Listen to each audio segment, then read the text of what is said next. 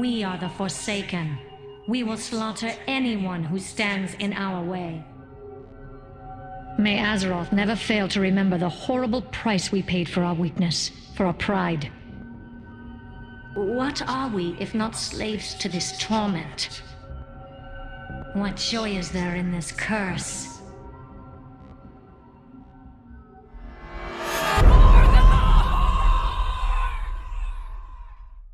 It is time. It is finally time for my yearly lore video, this one being featured around the Dark Lady herself, Queen of the Forsaken, Lady Moon, as Illyria Windrunner has called her, the Banshee Queen, Sylvanas, of course, as the video title states, a very contentious character in the Warcraft universe. You either hate her for the direction she's steering the Horde and her mindless killing of Night Elves, or you love her because she's kind of a big deal. This video will showcase her evolution since she was introduced into the Warcraft universe, both her model and her demeanor. So let's start going over how she made a major name for herself prior to Warcraft 3. So Sylvanas was a member of the Windrunner family of High Elves, Illyria being her older sister and Farisa was her younger sister. They did have a brother as well, named Lirath. They lived peacefully in Quel'Thalas as Sylvanas worked her way up the ranks of being the Ranger General of Silvermoon.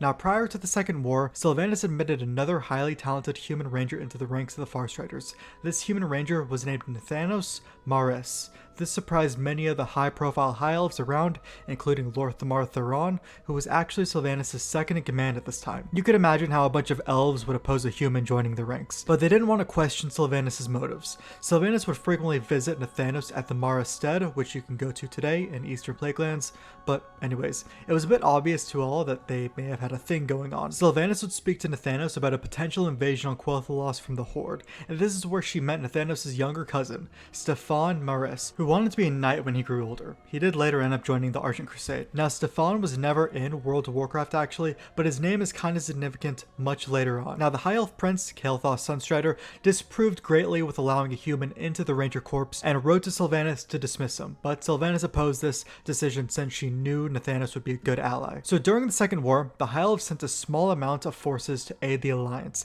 and Illyria went as well to fight the Horde. The forest of Quel'Thalas started to burn, and both Illyria and Farisa said that it was the forest trolls who were burning the forest. Sylvanas and her rangers began to fight the Horde alongside the Alliance forces, led by the paladin Turalion.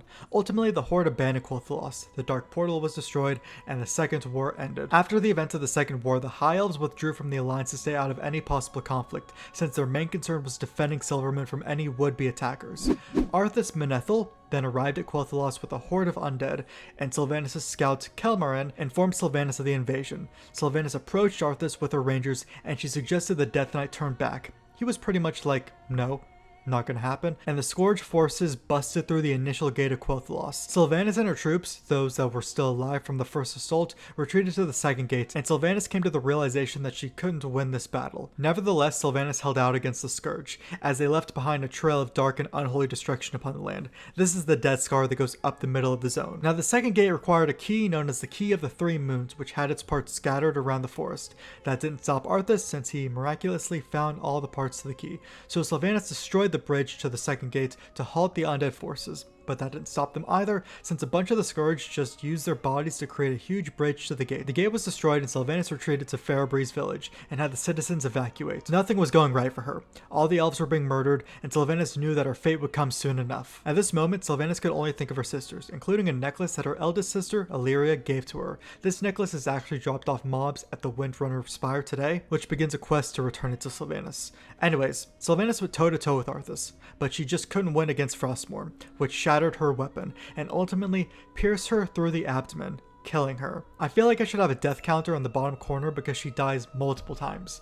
Arthas then goes on to say that this is Sylvanas' fault, somehow, and that he was just trying to reach the sun well. Now there were multiple rumors going around about the whereabouts of Sylvanas. The High Elves of Silvermoon were told that she perished in battle against the Scourge, and her body was burnt to ashes by a fire that devastated the capital. Baronin, the leader of the Kirin Tor during this time, was told that she was captured and slain for Arthas' pleasure, then was turned into a banshee to roam Quel'Thalas. But in truth, Sylvanas lay dying after being impaled from Frostmourne and told Arthas to finish her off. He said that he didn't want to give her the piece of death, so moments after Sylvanas passed, Arthas then ripped her soul back into the world, making Sylvanas Sylvanas Windrunner, the first High Elven Banshee. Her body was then flung into a meat wagon and dragged with the other elven corpses that died during battle, although her body was special and was locked away in an iron coffin. Sylvanas, now an undead banshee, became a puppet of Arthas and would do his bidding. They marched through Silvermoon, and the High Elves watched in horror as their High Elven general was a banshee, bent to do as Arthas says. She didn't think much of it. Now Sylvanas began to gloat to Arthas about how there's no way he'd be able to reach the Sunwell by just having a scourge pile on top of each other, creating a bridge like they did before. So Arthas plunged Frostborn into the ocean, creating an ice path instead. Arthas then massacred the Sunwell and went against the Elven ruler, High King Anasterion Sunstrider, the father of Kel'Thas. Anasterion wounded Arthas' horse, Invincible, which enraged Arthas, leading to Anasterion's death. The Sunwell laid in ruins, and Arthas resurrected Kel'Thuzad into a lich. He previously killed Kel'Thuzad before he became corrupted by Frostmourne. They then approached a Deathgate where Kel'Thuzad communed with Archimonde. Archimonde instructed them to attack Dalaran. Sylvanas sensed slight hesitation from Arthas since that was Jaina Proudmoore's home. Sylvanas mocked Arthas a bit for still having fond memories of Jaina, but Arthas silenced her as they fought through Dalaran. Arthas then remained in Lordaeron with Kel'Thuzad as the Dreadlords Varimathras, Deathrock, and Balnazzar watched them in the name of the Legion. Archimonde was then defeated at Mount Tajal, and Kel'Thuzad informed Sylvanas. Arthas stormed into Lordaeron, angry, and the Dreadlords fled since they didn't want to fight Arthas' army. Arthas then let his servants know that all life in Lordaeron must be purged as a tribute to Ner'zhul. Where have we heard that before? Kel'Thuzad said that the humans in the outer villages were retreating and may be impossible to track if they go too far. So Arthas, Sylvanas, and Kel'Thuzad were stationed at each of the escape routes as they slaughtered humans. They then slaughtered the rest of the paladins left in Lordaeron, annihilating the last of the civilians present there. At this point, Ner'zhul, who was the current Lich King, began to lose control of the minds of Sylvanas and other banshees. Sylvanas kept this under wraps to not let the others know, but the Dreadlords found out and told her that Ner'zhul and Arthas' powers were diminishing. So the Dreadlords wanted to take this opportunity to seize control of Lordaeron, and Sylvanas agreed. Her banshees feigned allegiance to Arthas and escorted him into the woods. During this, Sylvanas also found her body locked up in a coffin, from where Arthas ripped her soul from her body. Now, as Arthas waited for her, she was hiding in the shadows and shot him with a venomous arrow, paralyzing him. Arthas was enraged by her betrayal and wanted her to finish him off. She declined to let him suffer, as he let her suffer when turning her undead. Kel'Thuzad showed up and kills her banshees, chasing her off. Arthas then left for Northrend, since he was summoned by the Lich King, and Kel'Thuzad went into hiding. As Ner'zhul's power finally dwindled, Sylvanas was free from his clutches. Varimathras shows up and wants Sylvanas to join him in the New Order. Sylvanas declines and she finally became free, but Varimathras warned her that declining this offer wasn't a very good idea since her forces were small at this point. Varimathras lit the scene, and Sylvanas knew that she needed to acquire an army. Sylvanas scouted the wilderness with her banshees and pretty much got anyone she can to join her army. Her banshees possessed Mughal, who was the leader of the local ogres. They possessed the bandit Lord Blackthorn, a Gnoll leader, and they possessed the Murloc leader, Puddle Lord. So she had an army of ogres, gnolls, and Murlocs. Nice. Now, as much of a joke as that may seem, don't be too quick to judge, since she actually was able to defeat Varimathras and his army with them. Varimathras begged for his life and wanted to aid Sylvanas. She saw this as risky, but allowed him to join her, so they moved towards Deathrock's forces. Deathrock had an army of controlled humans led by Garithos, who was also controlled by him. Sylvanas' forces swept through their stronghold, killing everyone in sight, ultimately killing Deathrock. This freed Garithos, and she told him that she would relinquish the capital to him if he helped them kill Balnazzar. This was a blatant lie, but what do you expect? It's Sylvanas. Now, Balnazzar had control of Lordaeron at this point, so Sylvanas' forces surrounded the city. Garithos attacked from the rear, as Sylvanas and Varimathras attacked from the front. They entered the city, killing all who stood in their way. Then Sylvanas wanted Varimathras to prove his loyalty to her by telling him to kill Balnazzar. Varimathras froze, since it's forbidden for one Dreadlord to kill another. Sylvanas told him to do it anyways, and he did. He killed Balnazzar.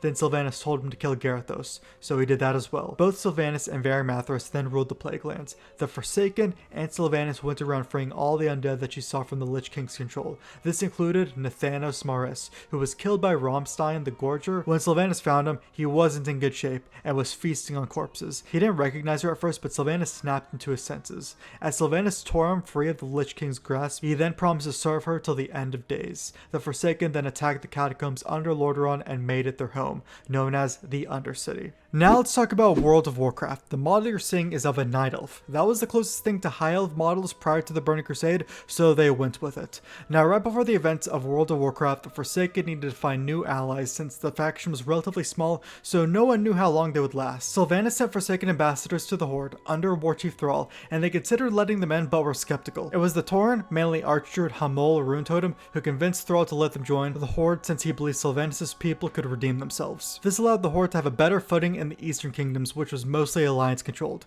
Sylvanas would send adventurers on quests to train under Nathanos and to destroy the Scarlet Crusade. Sylvanas also created the Deathstalkers, who became one of the most powerful spy organizations of Azeroth. It's like the Horde's version of the SI7. Sylvanas also had Varimathras conquer some of the final human and dwarf lands in southern Lordaeron. Now something that's interesting is that the Forsaken have actually adopted Hallow's End into their culture. You know, that event that happens every year around Halloween? The Wickerman Festival celebrated the anniversary of the Forsaken's campaign against the Scourge. In Burning Crusade, Sylvanas still has much love for Quel'Thalas and offers supplies and troops to the Blood Elves. They declined her advances, sensing a trick, but they eventually allowed Sylvanas' troops to be stationed with them. Sylvanas also played a large role in convincing Thrall to accept the Blood Elves into the Horde, and this is also when adventurers could go to Windrunner Spire, which was Sylvanas' former residence, to acquire the Lady's Necklace, which was a gift from her elder sister Illyria. Taking this necklace to Sylvanas makes her think and contemplate a bit about her choices. However, she drops the necklace and lashes out at the adventurer, saying that Illyria is a long dead memory. She then summons a choir of high elven banshees and begins singing a melancholic song, and then she picks up the necklace. Now for Wrath of the Lich King. One quick thing to mention, the model you see in the top right was Sylvanas' model during the beta. It's more of a high elf model, but it was changed prior to release. So now the time has finally come to deal with the Scourge. Sylvanas, along with her chief apothecary, Putris, met with Thrall, High Overlord Sorfang, and Garrosh Hellscream to plan what to do next. Thrall and Garrosh began to fight, since Garrosh felt that action needed to be taken immediately, but this fight was immediately interrupted by the Scourge's attack on Orgrimmar, so they all defended Orgrimmar and became victorious, and at this point, Thrall declared war on the Lich King, which pleased Sylvanas, so she sent Putris to assist the Horde in Northrend, since he had vast knowledge of the plague. Now that the Horde was dedicated to the Northrend campaign, Sylvanas traveled to Sunfury Spire to gain support of the Blood Elves towards the war effort. This is when she met with an old comrade, Lorthamar Theron, alongside Grand Magister Romoth, and the current Ranger General of Silvermoon, Haldoran Brightwing. Sylvanas instructed Lorthamar to send forces of Blood Elves to Northrend, but Lorthamar just wasn't having it. He didn't want to since the Blood Elves recently overcame the war on Quel'Danas. Sylvanas told him that the Blood Elves are part of the Horde because of her, and not abiding by her wishes would mean the Blood Elves would lose their support. Lorthamar agreed to send Blood Elves to Undercity, but Romoth was outraged by this, stating that it was blackmail. Sylvanas said that she just needed strength to defeat the Lich King.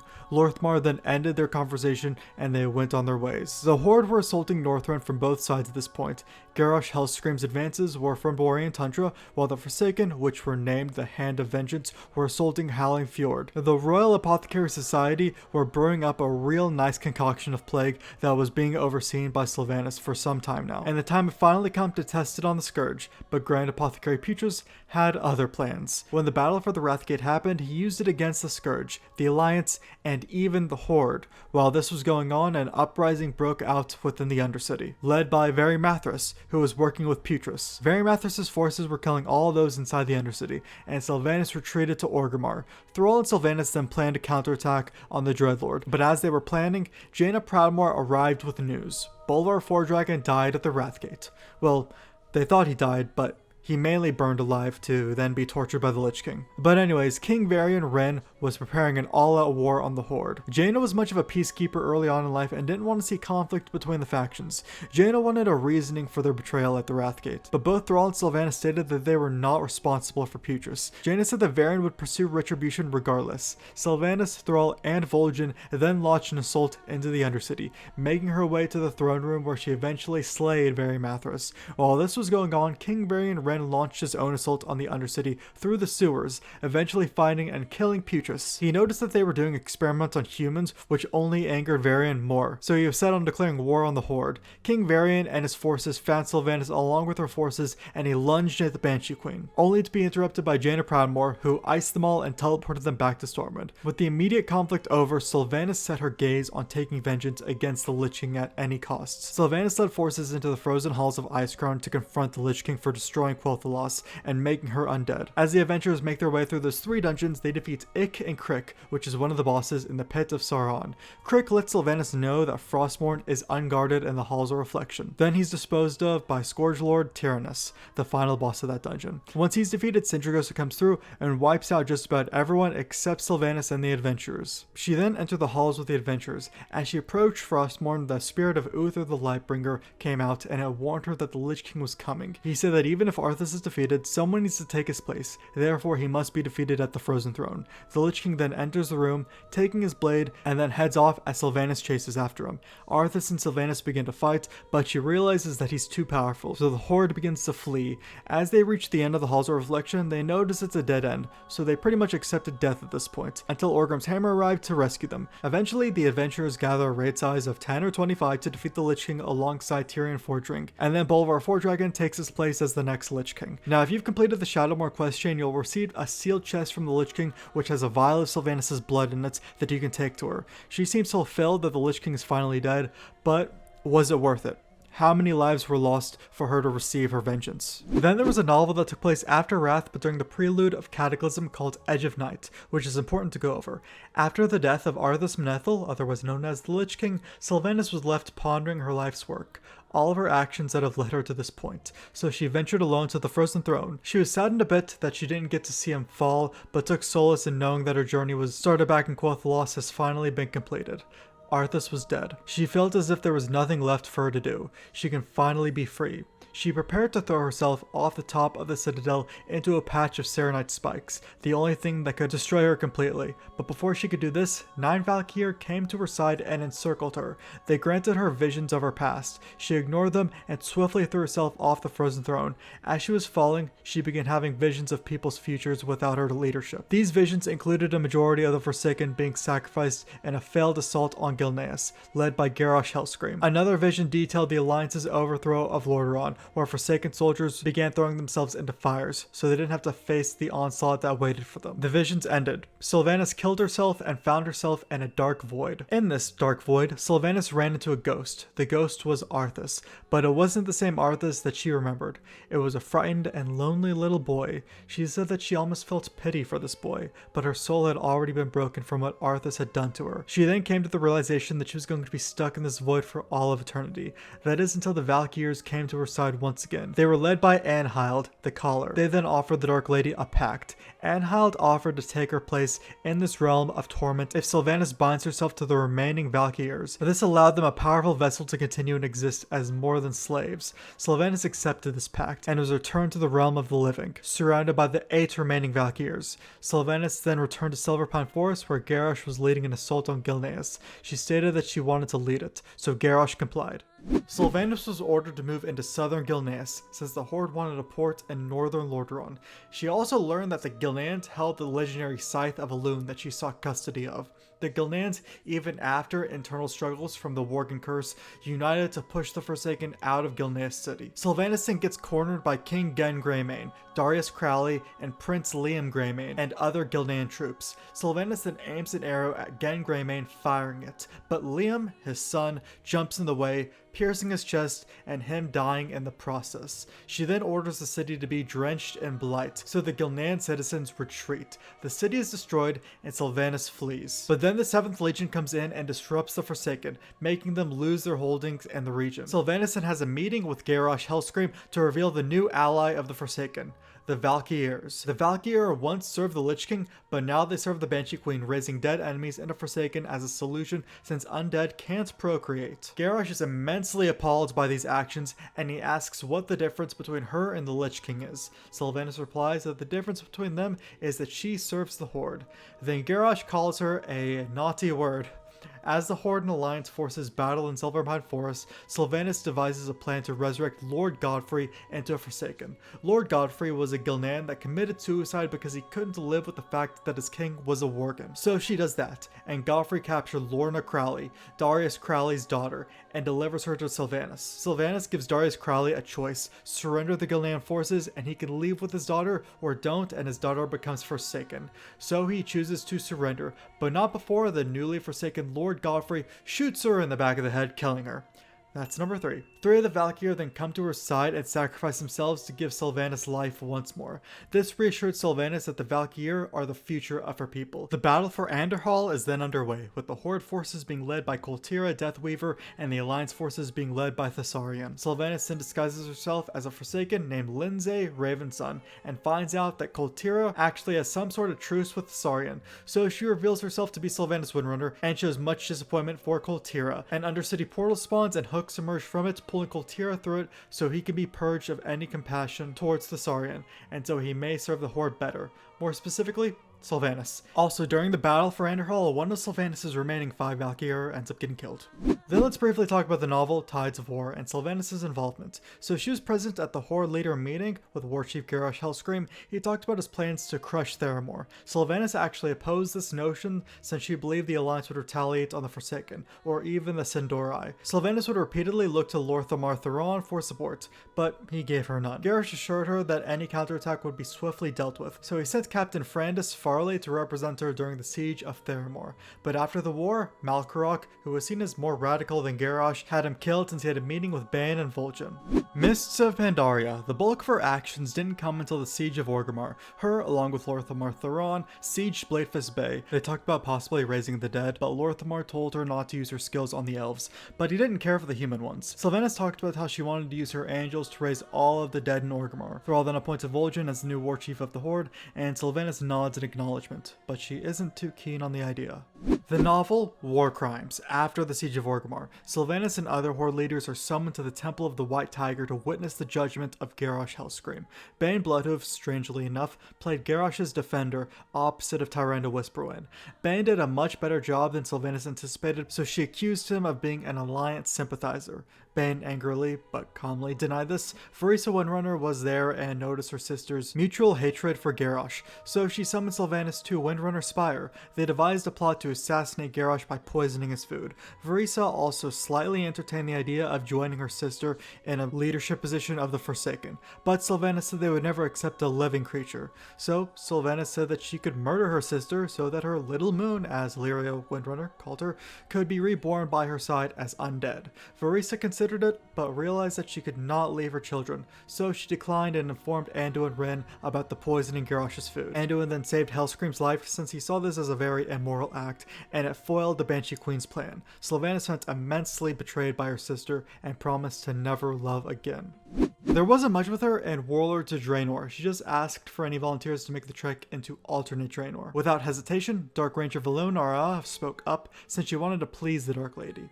Then there was a short story titled Dark Mirror, which took place at the start of Legion. When the Legion invasion began invading Azeroth, Sylvanas called Nathanos and wanted to perform a ritual which would make him stronger. This ritual involved sacrificing his younger cousin, Stefan Maris, which Nathanos was aware of, but had no regrets. A Valkyr was summoned and placed herself between Nathanos and Stefan to perform the ritual. Once complete, Nathanos took on a less ghoulish human form.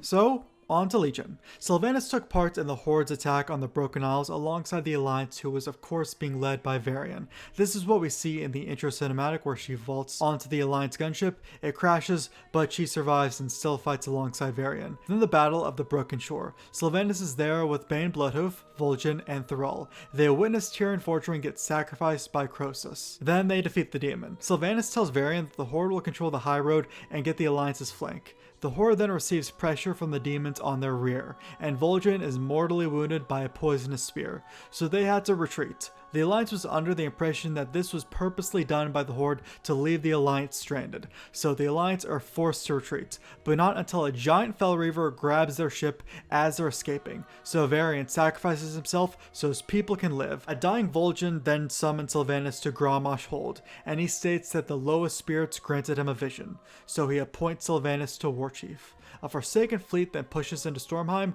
led by Sylvanas to pursue the Aegis of Agrimar, but Sylvanas intends to search for another artifact that is on her own agenda.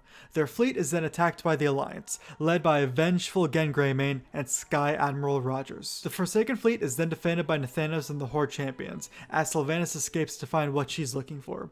She's then seen making a deal with Helya and Helheim, and chooses to attempt to take over the Vrykul city. She does this to gain access to a specific vault. After the vault is opened by the adventurers, she then enters it, and with the use of a magical lantern called Soul Cage, which was granted to her by Helya, she attempts to force Aegir, the leader of the Valajar Valkyr, to create more Valkyr for the Forsaken. This is then disrupted by Gen Greymane. Sylvanas speaks of her quest for immortality, but Gen wasn't having it, so they fought. Sylvanas fires a poisonous arrow at Gen, striking him, but Gen stole the lantern from her and smashes it to the ground, freeing Aegir. Gen then leaves the vault while Sylvanas is just angered. Like, really angered. Now let's briefly talk about the comic Windrunner 3 Sisters. So what we saw in World of Warcraft towards the end of Legion was Vereesa reconciling with Illyria, since she was imprisoned on Argus by Xera for messing with the Void. On the Vindicar, the youngest sister informed the eldest that Sylvanas had turned undead. Now Sylvanas had finally reunited with her sisters after years of separation. Their goal on this journey was to reclaim their ancestral home, Windrunner Spire, which involved purging it of undead. Now on their journey, they decided to play, and I kid you not, 2 truths, 1 lie. If you're not at all familiar with this game, it is when one individual tells 2 true statements and 1 lie statement. Then the others have to guess which is a lie. So Sylvanas' statements were, there were times she wished she was still alive, she was proud to be war chief of the Horde, and she would never betray her sisters. Now, it wasn't immediately revealed, which was a lie, but while they were fighting ghosties off, their reunion took a not-so-pleasant turn when Illyria accused Sylvanas of manipulating Vereesa to kill Garrosh Hellscream. This was back during war crimes. Sylvanas stated that it was Vereesa's plan all along. Sylvanas then flexed her Banshee powers, then Illyria flexed her Void powers in response. Sylvanas also stated that she never chose to be undead, yet Illyria chose to be one with the Void. Vereesa then tried calming her sisters down by refocusing their efforts on clearing out their home. Sylvanas was then pressed to tell what her lie was, but that only angered her more, and it was revealed that she had brought a squad of Dark Rangers with her to assassinate her sisters when given the signal. Once the Spire was retaken, the sisters parted ways, and Sylvanas had promised that in the end, they would serve her. Now let's talk about the Before the Storm novel, which was the prelude to Battle for Azeroth. So Nathanos approaches Sylvanas and lets her know that many are proud that a Forsaken is now war chief, but others are not so happy since she seems to be playing a bit of favoritism. Bane Bloodhoof and Varrock Sarfang express how she claims to not give the other races as much attention as the Forsaken, yet she says she gives the other races more attention. There was a group created known as the Desolate Council who took it upon themselves to look over Undercity while Sylvanas rules the Horde in Grommash Hold. Sylvanas promised Nathanos that she would rebuild the Horde's military and attack Stormwind. She found this to be the most opportune time since Varian's dead, and Anduin is kind of soft. After the Legion was defeated and Sargeras plunged his sword into Selthus, the Bilgewater Cartel goblins discovered a mysterious substance. There was a feast with all the Horde leaders, and Galliwick showed the substance to Sylvanas, and she said this would change everything. So she sent Bilgewater goblins to Selthus to mine. Bane set up a meeting with Sylvanas and Magni Bronzebeard at Thunderbluff, and Magni said that she needs to take the goblins out of there, and he needed Horde healers to help the healing efforts of Azeroth. She pretty much tasked Bane to deal with that, and she wasn't going to take the goblins out. Sylvanas then goes to Galliwick to see his progress on researching Azerite, but then Nathanos shows up and tells her that Anduin wants to invite the Forsaken to a special gathering. Both humans and Forsaken chatting in peace. Nothing could go wrong there. After some talk, Sylvanas agrees since she feels as if she could use this to her advantage. The Forsaken and humans then arrive at this gathering in Arathi Highlands, and Anduin approaches Sylvanas face to face. The first thing he asks is if she purposely betrayed his father during the battle for the Broken Shore. She said they became overwhelmed by the Burning Legion, so she didn't betray him. The gathering started out peaceful, but quickly changed in tone with some Forsaken defecting from Sylvanas. She signaled for a recall of the Forsaken, but some didn't. She then ordered her Dark Rangers to kill those who didn't recall. She found out that this defection was led by a priest, Kalia Menethil, who is Arthas' older sister. Sylvanas then murdered Kalia right in front of Anduin and threatened to kill Anduin as well. The Forsaken and humans parted ways as Anduin carried Kalia's corpse to Stromgarde Keep. Now finally, Battle for Azeroth. Here we go. The events of the gathering led there to be Alliance spies all throughout Orgrimmar, so Sylvanas summoned Varrock Sarfang for a meeting in Grommash Hold. Sylvanas asked Varrock to make a hypothetical plan to take out Stormwind. Varrock essentially said that he couldn't. It's not that easy. She then goes on to explain how the battle with the Burning Legion weakened both factions' navies, and with both navies diminished, it would be difficult to transport troops from one area to another. So Sylvanas set her eyes on Darnassus, since it was a remote location and the center of Alliance military power on Kalimdor. It's a ways from Stormwind anyways, so she uses this opportunity to try and split the Alliance by having the Night Elves demand that the Alliance prioritize them, and holding Darnassus hostage would paralyze the Alliance from counterattack, since the Night Elves would not let their homeland be annihilated by the Horde, which could create a divide from the Gilneans, who lost their nation years ago and weren't prioritized by the army then. Varrock Sarfang went to work by luring the Alliance out of Ashenvale by spreading information about the Horde monopolizing Azeroth in Silithus, and forcing Sylvanas to endorse his campaign. The Alliance took the bait, and Tyrande Whisperwind traveled to Storm to help the Alliance plan the way, leaving Malfurion Stormrage in Darnassus. Sylvanas then wanted to take control of Teldrassil, since the Alliance would use it as a safe harbor for Azeroth, since she feared they would create weapons to attack Silvermoon and Undercity. She also knew the Alliance wouldn't attack Teldrassil if they took it over, in fear of hurting their own. She also sought to kill Malfurion to break the Night Elf's spirit. The Horde then made their way through Ashenvale and up towards the entrance of Darkshore, where they were halted by a wall of wisps erected by Malfurion. Sylvanas and Sarfang knew they had to act fast before Stormwind's forces arrived, so Sarfang and Nathanos took a group up the mountains of Felwood to distract the wisps. Once distracted, they dispersed, and Sylvanas led the Horde up Darkshore. Sylvanas and the Horde forces then faced off with Malfurion, who managed to pretty much kill them all, so it was just him versus Sylvanas. Sarfang then comes out of nowhere and throws his axe at Malfurion without Malfurion being aware of his presence. This became a problem for Sarfang. Sylvanas commended Sarfang for the sneak attack and let him have the final blow while she finished off Darnassus. Sarfang then returned to Sylvanas, where she found out that he didn't kill Malfurion, since what he did was a dishonorable blow. Sylvanas, fuming, considered killing Sarfang right there, but backed off, seeing as this wouldn't be the best time. Darkshore was then secured by the Horde and gave Nathanos and Varrock orders to secure the beach and prepare the invasion of Teldrassil. Delaran Summermoon, a Night Elf Ranger, as Sylvanas approached her, Delaran said that only innocents remained in Teldrassil. She tried reminding Sylvanas of her previous life as a General Ranger of Silvermoon, but Sylvanas only remembered a fool. Sylvanas then gave Nathanos the order to let siege engines unleash chaos on Teldrassil. As the Horde catapults besieged Teldrassil, Sylvanas watched the World Tree burn. Sarfang boomed at Sylvanas for these actions, saying that this was never the plan. Sylvanas hoped that this would now make the Alliance fight in pain, giving the Horde a chance at victory. The Alliance then laid siege upon Lordaeron Keep in retaliation. Sylvanas then leaped upon an Alliance siege tower, destroyed it, turned into a Banshee, and killed some Alliance soldiers by phasing through them, letting out the "For the Horde" battle cry. This inspired the Horde to push back on the Alliance, and as the Alliance started to lose ground, King Anduin conjured a Dome of Light, healing them all up and allowed them to charge back on the Horde.